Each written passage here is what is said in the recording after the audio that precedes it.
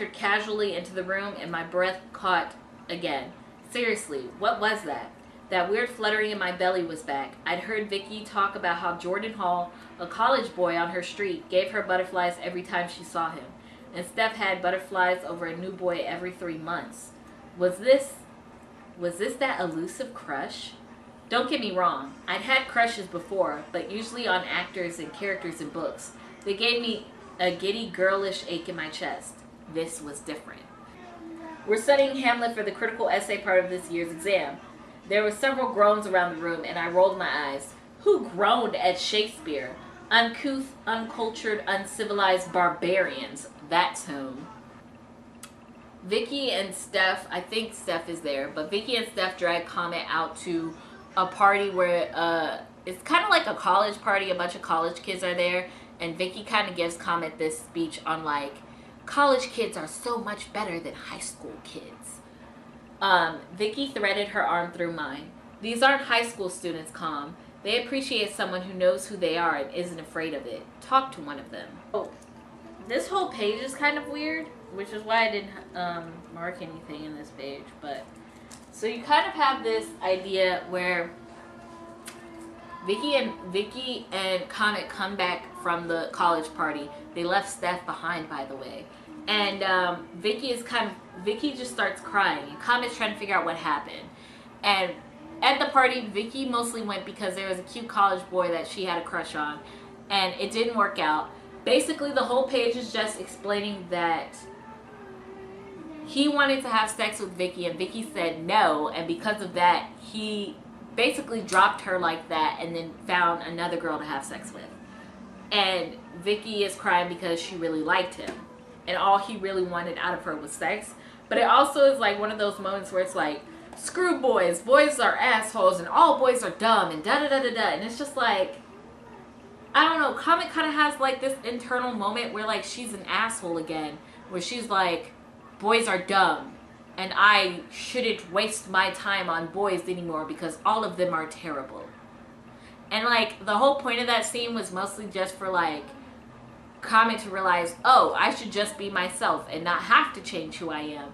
Which is good, but it's also like she kind of, I don't know, the way she like reacted to that and was just like, all boys are dumb was like, okay girl. Because the boy made Shakespeare hot.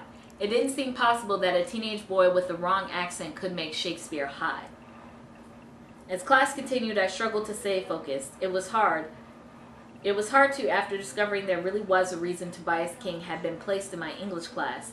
The boy was smart than us. She was small and curvy with tons of shining dark brown hair, perfect bronze skin, and huge tilted dark eyes with eyelashes that seemed to go on forever. Every boy in school fancied the pants of Jess Reed. She was the head of the events committee and a karate champion. Hot and a total badass. I can't read today. How the hell could I think Tobias would see me? Pale, gangly, bookish me as girlfriend material when he had the likes of Jess Reed flirting with him. I didn't want to be one of those girls who became so obsessed with a boy that nothing else mattered.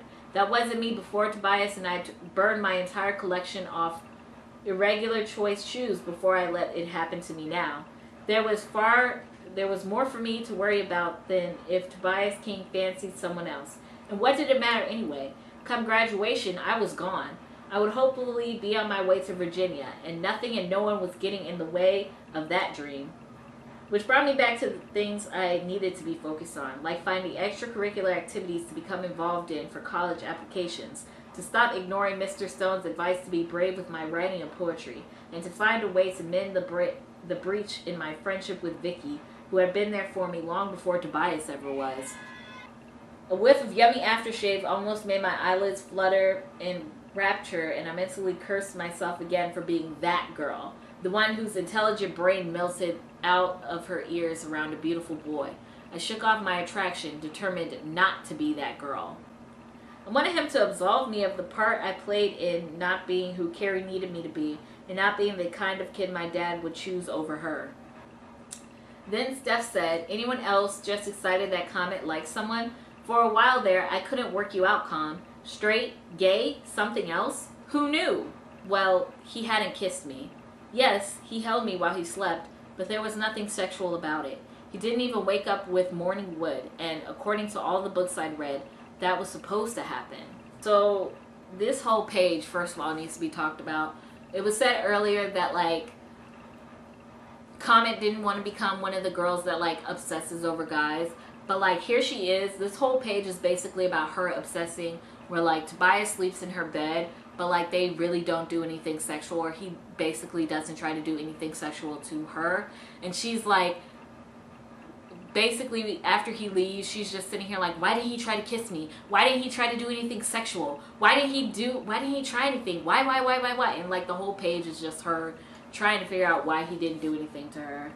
I was filled with immense gratitude that I found Tobias. We could have discussions and disagree, and he wasn't going to hold it against me. We could just be ourselves and love each other without fear that we had to change or hold ourselves back or mute a part of our personality. We loved each other. This was real love, I decided as he hugged me close in his side. It had to be, because nothing had ever felt more real in my entire life. This kid named Luke, who's a part of the, like, fucking lacrosse or whatever the fuck, Tobias joins, like, a new sport, and, like, he starts hanging out with his sports friends, and so Steph, Vic, and Comet join in on their group, and they start sitting with them. Luke is, like, super into Vicky, and he's, like, trying to flirt with her. And this whole conversation going down, Luke smiled, his gaze moving over her face and then her hair. He stared at it. You have really cool hair. I know, she said with attitude, as if to say, I don't need you to tell me I have cool hair. Instead of being offended, he laughed, hard, drawing his teammates' attention from conversation with each other. David nodded confidently. Probably, he smiled at me appreciatively. No need to be embarrassed, Comet. Smart girls are hot. While everyone chuckled, I glanced at Tobias, who turned to David and just stared at him, a detectable warning in his expression that made the guys hoot with laughter.